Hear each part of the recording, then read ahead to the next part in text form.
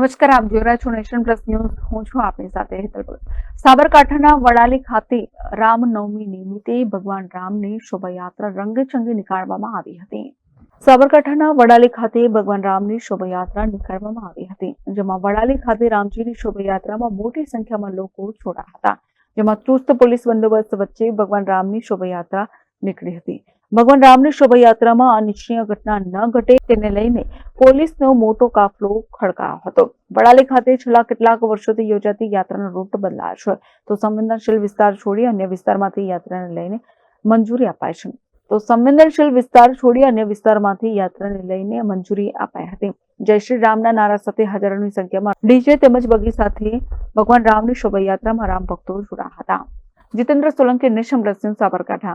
સમાચારોના સતત અપડેટ મેળવવા માટે અમારી નેશન પ્લસ ન્યૂઝની યુટ્યુબ ચેનલને સબસ્ક્રાઇબ કરો, બેલ આઇકન દબાવો અને જોડાયેલા રહો ફેસબુક, ઇન્સ્ટાગ્રામ અને ટ્વિટર પર.